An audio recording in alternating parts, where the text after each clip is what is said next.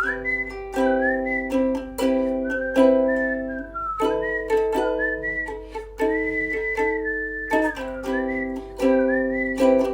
queens, I am here with my, look at this. Okay, the lighting's bad from behind the camera, but it's a tiny little teacup, like a proper little, you know the gist. Okay. I have been thinking about the content that I want to create, and it's the content I'm creating plus other content. Okay, what is this weird curl doing here? And so from the title of this video, you'll see that this is probably a topic that I haven't spoken about much, but I think like there's nothing sexier than pay transparency. There is nothing sexier than helping people, and all of that combined is the sexiest thing ever. So, saying that, I remember when I was younger, not like a lot younger, just like, my hair is really pissing me off, hold on. Whilst I talk, we'll do my hair. I remember when I was younger, I'm talking like 15, God, that makes me feel old. Anyways, when I was like 15, I remember I couldn't stop watching videos, 15, 16, yeah 15, couldn't stop watching videos about like all these like it was kind of like when influencers became a thing. So there was like these influencers and like creators, especially on YouTube, who were like all about like how to be a student making money, or like how they budgeted or how they organized things, and I love that shit, you know, I just do. So I was like obsessed with watching it even though I wasn't making any money, and none of it was because I had no education on money whatsoever. No one does. No one gets educated on money, which is so fucking stupid. And I genuinely think like where we go wrong with the education system for a start. So number one thing that I do is I'm very organized about my money. I have money trauma. Okay, I grew up very, very poor. No money. Literally no. Ends were not being met, okay, when I was younger. And so I have extreme money trauma. And I'm trying to word this in a way that I think makes sense. I think for a lot of people, we struggle to like look at like what we spent in a day. And I know that it's like a running joke in the UK of like using transport for London, so like our public transport, and getting that like notification I hate how my hair looks again, and getting that notification at the end of the day, which is like you spent £8 but you did one trip. So, you know, we all have that kind of feeling when it comes to seeing the money that we've spent and the prices in countries go up and all of that. So I think like this is not going to be like a very technical thing. It's more so like a personal, like this is how I organize, this is how I budget, this is how I validate certain expenses. So to be transparent with that, I work fully from home, which immediately means that my travel expenses very small.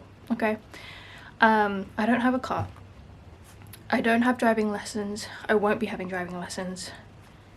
Again, cuts down a lot of my costs. My scenario is very specific, so this isn't going to be like tailored to you, which is not the point anyway. But that's one of the main things that helps me with keeping my costs low. The next part of my scenario is I live with my parents. I had to literally beg them to pay rent because I wanted to help out. They would not let me, and then finally, I think like 2 years ago now, they let me pay rent. So I only pay roughly a quarter to a third of the average rent in London specifically. So it's not a lot. Okay, so that already helps me out. I've saved on at least 1k there. My income, so I'm freelance mostly. I have contract work as well, but I don't work full-time for anyone. I have loads of clients. My client roster is completely booked out, and I also do pay partnerships online. If you follow my Instagram or my TikTok, you'll see those posts. Roughly, I earn, let's see what the average is in, let's grab my new iPad, which I'll also talk about in a bit. But, oh, no, my skin's breaking out, let's not talk about it. Average yearly income, UK.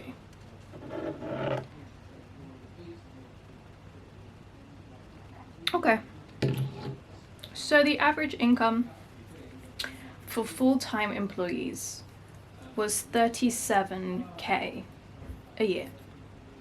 I think that's pre-tax.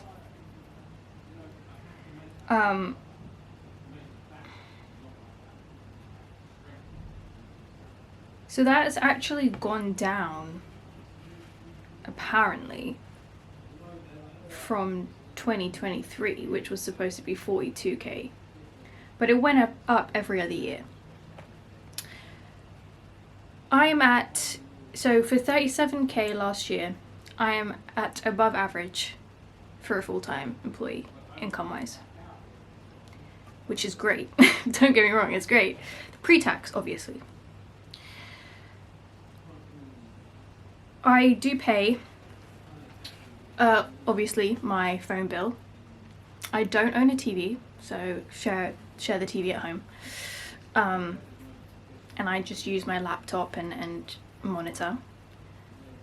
A lot of the big expenses, so my monitor, for example, my laptop, my iPad, I get them in different ways because they're really hard to just buy, but they're integral to my work at the same time. I wouldn't be able to work without my laptop. I literally wouldn't be able to do what I do. So, laptop. I buy everything actually apart from my monitor because I got that as a gift. So usually for Christmas, I'll ask for like one big thing and just be like, look, can you help me get this one big expense for me? So that was what I did with my monitor. Laptop, secondhand, this, secondhand. My phone, I just haggled like a really good deal because I had to switch providers anyway because they were trying to charge me so much more than I was paying. For my phone, I pay about £60 a month, which for the iPhone 15 Pro, yeah, I think. So 60 quid a month for that is really cheap. Comes with 5G, everything, all the space I need. I needed it for the camera for my work. So technically, and we'll see about this in a couple months, but I could use it as a work write-off when it comes to tax. Then this was bought secondhand by my dad as a gift, but then I bought this secondhand for myself literally a couple weeks ago. I also bought the pen, but the pen didn't work. But it was secondhand and from a reliable place. It's gone to be repaired for free. I kept my old phone and traded it in, and I got about £230. This plus the pen was £218. So my trade-in covered this and I got money on top of it. So when it comes to big expenses, that's how I usually buy them. Something that helped me through the first year, like 3 years ago now, of working, especially as a freelancer, self-employed, you know, the income is so up and down. Even now, it's like stable, it's really good, but it's like any moment that can change. I think that goes for everyone, but you know, it's more accepted in the freelance space because of the dynamic of how you work. So the way that I dealt with that, the way that I made sure I was earning as much as I could, was I did a lot of market research. So market research is where they literally pay you to do a survey, they pay you to speak to them in person, to talk about product or something like that. I did quite a bit of that in my first, let me take this off charge for now because it's pissing me off, in my first year of working. Don't get me wrong, it doesn't make you a lot, but it's non-taxable anyway. And I made a fair amount that it helped me through the moments where I didn't have a consistent income. To this day, I still do that. I don't do it as much anymore, I don't have the time. And the ones that I do mostly are like surveys instead of in person, so I can do it whenever I want to. And with those, you usually actually just get an Amazon voucher instead of money. But I use that to my advantage because it's great anyway. And I read, if you are not new here, you'll know how much I read. I've read 42 books so far this year. I read a lot of ebooks, and so books that I love that I rated 5 stars, but they're ebooks. I use the Amazon vouchers to buy the books that I love that were ebooks as physical books, secondhand, but the voucher makes it free. That leads me to everything else that I buy. Secondhand. Everything these days is secondhand. Every single piece of clothing I think I've bought in the past 6 months has been from Depop and Vinted. I don't think I've actually bought anything first-hand clothing wise. I recently got tabbies for £10 and Birkenstocks for £10. What the fuck? I think it's good to be wary though, because I love looking at AliExpress at the products they have, because there will be people, and I fell to this scam where like there's a top on there for like £4 and they'll sell it for like 20. I did that. I didn't do that, I mean like I fell for that. Not that I'm saying you should go and buy it fucking on AliExpress. I mean, AliExpress is not like Temu, it's like literally just like drop shipped. It's like it's like, what's it called? There's another word I'm looking for. It's like a marketplace. It's like loads of different shops on one platform. So it's not the same as like Temu and things like that, but still. I would recommend AliExpress over any other platform, because I don't think platforms like that are ever going to be 100% ethical, but I think for the people who genuinely struggle, who genuinely need to have, you know, they can't spend on all of that. They just can't, and you can't spend on a lot. That AliExpress is the place to go, because it is genuine, mostly shops and sellers. But for clothes, books, big on books, secondhand. I'm currently searching for a frame that will be secondhand as well. Which leads me to my other thing. Doing stuff yourself saves so much money. I don't have the time as much anymore, but years ago, when I didn't have as much money as I do now, I learned how to sew, made my own clothes. I, to this day, like, have more time for this, to do like DIY projects. For example, a lot of the pictures on my walls I've just printed out myself instead of buying them because prints are so expensive. You can literally print stuff professionally at Boots. If it's a big Boots, they have like printers, and you can literally, like, for £5 print like 10 things at a decent size as well, and it's like perfect quality. So that was something I really used to do a lot. Obviously, I have to mention a lot of stuff I get for free. I just do. It's part of the job. I'm very grateful, very lucky. My favorite blanket from Numa, okay? Love Numa. Dream collaboration. Free. Trying to think about what else. Some of my favorite glasses that I have. Furby. Free. Partnership. I'm trying to think of what else. Like, there's so... This mug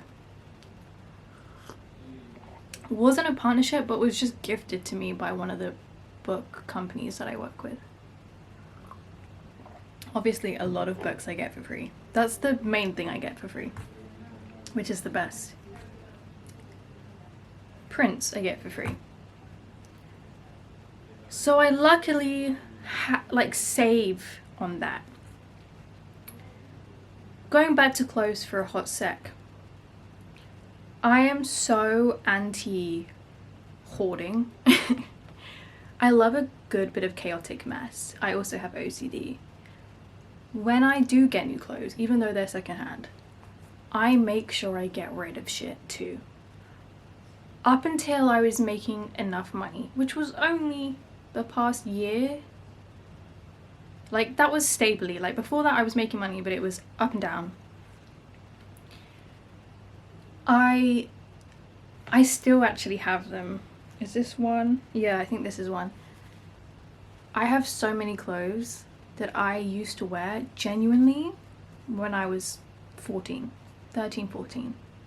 Still fit me, still own them. My feet haven't grown. Nothing, dude, nothing. My guitar, literally had it. Oh my god, no, that makes me feel ill because of how old that makes me feel. I've literally had it since I think I was 8. Over 10 years. Perfect condition, still use it. Still use it. Which then leads me to, I have a lot of packages I need to send out, right? People who buy my book, people who I sell stuff to, like the clothes that I'm selling secondhand. I keep all boxes and envelopes and stuff that are in good tact to use them, so I don't need to buy them. And these sound like such small things, right? But they're not. They fucking add up, dude. They do. So let's talk about the things I do spend on. 1, coffee every day. Every day. It's just every day. It's a problem, especially recently because I've been ordering it instead of going and getting it. The way that I validated that, okay, is if I go to get it, the money that I spend on public transport will equal out the delivery fee. So it's technically the same amount I'm just being lazy. But anyways, coffee every day. There's the only exception is if my sister makes me one, which she does, but not often. I'm also very particular about my coffee. It's part of my OCD and my PTSD. That's a story for another time. That's the like first thing I do in the morning as well. Okay. Other things I spend on. I recently made 2 vlogs where I went to Nobu Hotel, which is a 5-star hotel, and get spa treatments. I've spoken about it in the vlogs, but I don't want people to like, obviously like if people see that and they don't watch it, they're like, this girl is rich, like she does this, she does that, she can afford this, she can afford that. I spoke about it in the vlogs. What I love about Nobu, most places do this now, when you go to book, you can see the cheapest nights. I always book the cheapest nights, usually about £200 a night, which is not cheap, but it's the cheapest that they have. On top of that, the spa treatments are only about £100. £100 is a lot of money, but London spa treatments are so expensive. That's literally the cheapest I have found that has good reviews. Okay, that is a real, genuine spa that I can trust. So that is genuinely a steal. So roughly about £300 I spend for the weekend, and then I obviously buy in some food. I don't eat at Nobu because their food is so expensive, so I order in. Usually it's about £15 because I order from locally, and then I'll order a coffee from them in the morning. Again, same amount of money that a usual kind of coffee is. It's a lot of money to spend all at once, but I do it for my mental health. And I know that sounds like a fucking cop-out. It's not, I swear, I promise. It's really not.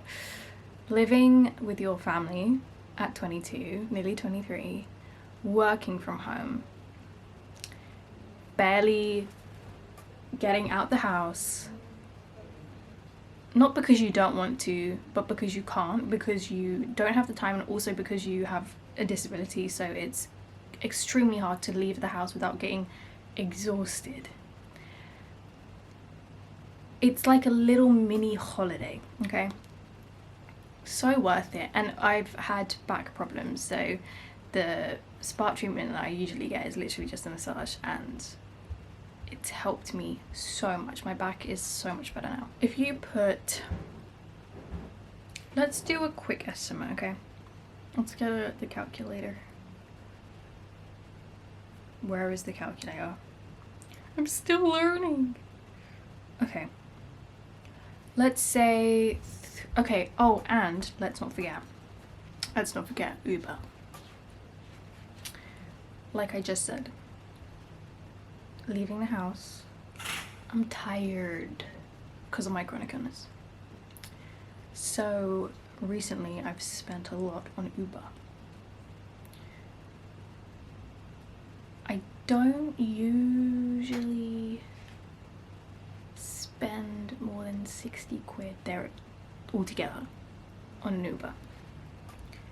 So for example, when I go to Nobu, I take an Uber. Let's add that to the equation, okay? So let's do 300 for the room and the massage. Let's go 60 for the Ubers and 20 for the food. 380. I do that once a month. So let's go back to calculator actually. So I do that once a month. So 380 plus what I spend for rent, plus my £60 phone bill, plus, okay, how much coffee I have. Okay, hold on, let me see how much that is. Okay, I need to remember that. How much coffee do I have a month? This is gonna be the most shocking thing.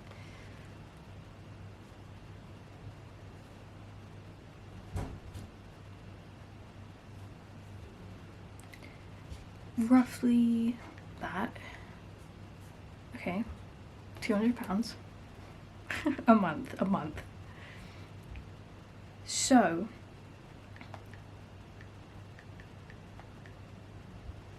a month I spend £1,210 on average. It's not including secondhand books or clothes or anything like that, just what I know I do spend every single month. On top of that, since I was 18, probably before that, but I think like since I was 18 specifically, I have saved so much money. So let's say that you are someone who is on 40k a year. That's like, how much is that? Is that 3k a month? Oh no, it's more, it's less. That's, I mean, it's more than 3k a month. Guys, I'm not good at math. Okay, let's say you're on 42k a year, so 3.5k a month. I would save at least 1k, 1.5k of that 3.5k a month since I was 18. So I would add that all up and I would do that every month. So I would have that much money in the bank. So I'm secure if my income takes a dip. Okay? I think my point of that is to show you I save, I budget, and I also practice sustainable practices. Not just because it's sustainable, although that's a massive benefit, but because it ultimately is cheaper for me. It just is.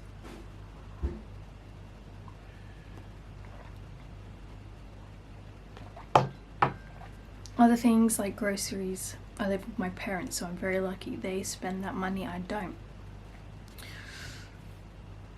What else am I trying to think of?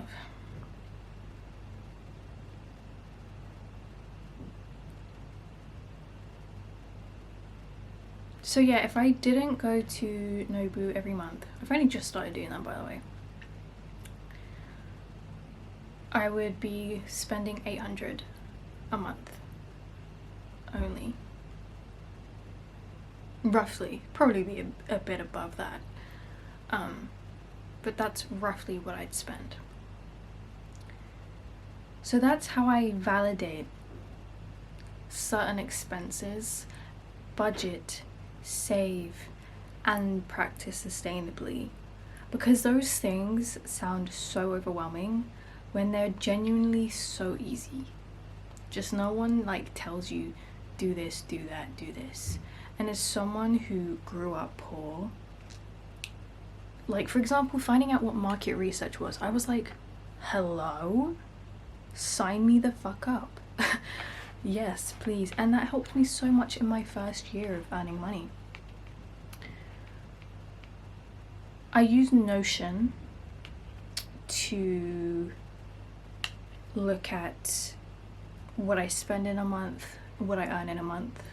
Literally every time I spend, I just input it into a graph. When I earn, I put it into a graph. So I'm super on top of all of that. Notion is quite hard to navigate, so if you need a template that is kind of simple to download and there's like loads of tutorials, like literally 2 minutes. Okay, well my camera turned off. But one thing I also forgot to mention, I had a TikTok go viral a couple weeks ago, maybe a month ago now. Still growing, still going viral. I will try and put it down below. Piracy. Bitches, piracy. Before I could afford Spotify Premium, I was pirating music. Poor people, people in third world countries, people who don't have access to libraries, I don't care. You deserve access. Okay, so the TikTok is one of several ways to pirate books for free. I still pirate books. I try and find them secondhand. If I can't find them secondhand, I usually pirate them. Usually though, I do find them secondhand. A lot of what I pirate is old, so the authors are dead. They're not receiving any money for it anyway. I'm still very big on supporting authors. Mostly though, self-published authors. So take that as you will. Just saying. Because usually the authors who have traditional publishing get paid up front a massive amount, depending obviously, and majority of royalties. So when you go to buy a book, that money doesn't actually go to the author, it goes to the publishing house. And I have my beef with publishing houses. So usually self-published, I will buy firsthand. And if you want to read classics, for example, and you can't find those secondhand, for example in the UK they're quite easy to find secondhand, piracy. Mary Shelley is dead, guys. It's okay. You can pirate The Great Gatsby, you can pirate Frankenstein, you can pirate 1984, okay? You can. So I will link that below. That's also something I used to do a lot, and also like other little things that technically count as piracy. I'm not sure if they do, but you know, if you have friends, I have had other TikTok videos go viral because of this.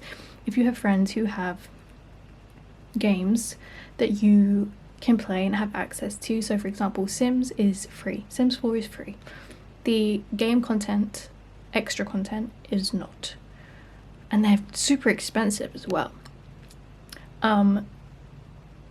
I love to watch YouTubers, so Lil Simsy for example, she always talks about how to find free things in the gallery that you usually wouldn't have access to. And then on top of that, if you have friends who have the game, you can log into their account with their permission, of course, and play with the add-on game content, which is what I do with one of my friends. Sometimes I'll buy a pack and I'll buy it on her account. That way we benefit each other. So like I'll buy a pack so she can play it, but she has loads of packs so we both play it. Super good way to pirate if you can. But technically I think that's pirating. I think those are my main tips for finding a way to budget, to save, to do things as ethically as possible. And also like doing it young. I genuinely thought I'd be 23, 24, 25 and just be learning about shit because no one was telling me anything and I had no clue. I had no clue. I still don't really, but this is the first year that, you know, I'm like actively learning about money because I have to. Like I've reached that point with my income and my savings and adulthood in general where I have to. So I think this is for people younger than me, mostly, probably, I don't know. There are some tips here for everyone, but it's just a way of like, I wish someone had told me this shit when I was younger. I wish like someone had told younger me I could pirate books. I only pirated music and movies. Everybody uses 123 movies, let's not lie. Let's not lie, back in the day I know you did. I use hydrahd for TV shows, which is really good by the way. And also like a lot of things now are not ethical. I can't as soon as we knew Disney Plus was owned by Zionists, we cancelled that. As soon as, you know, we find out that anything we're paying money towards continuously, we stop using it in this household because we have those ethics. So in some cases, you do have to pirate things or find ways. You know, like, I think it's way more than valid to to pirate books by Zionist authors. Do it. This is me encouraging that, okay? Do it. Yeah, I feel like there's been very few people who are like totally against pirating under that viral video, and it's as soon as someone explains it to them, they're like, they shut up, and it's like, yeah, shut up.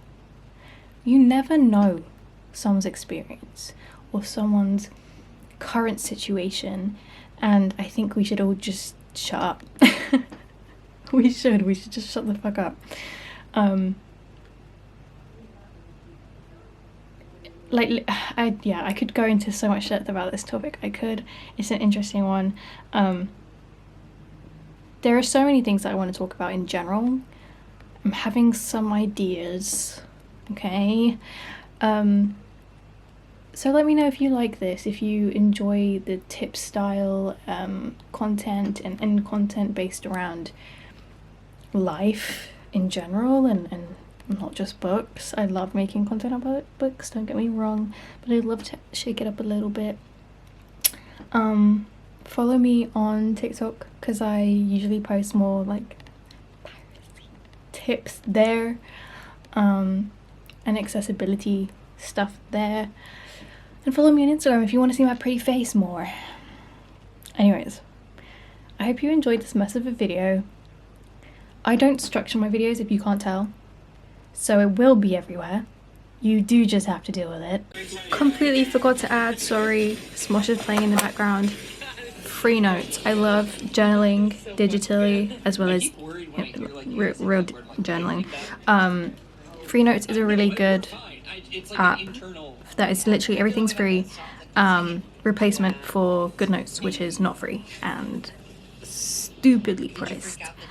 And also, oh, what's it called?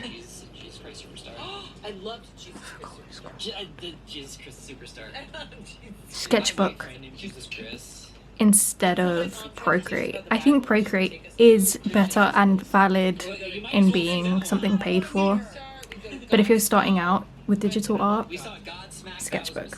So things like that. Look up free apps that are replacements. There are some good ones out there, you just have to try them. So I do things like that as well.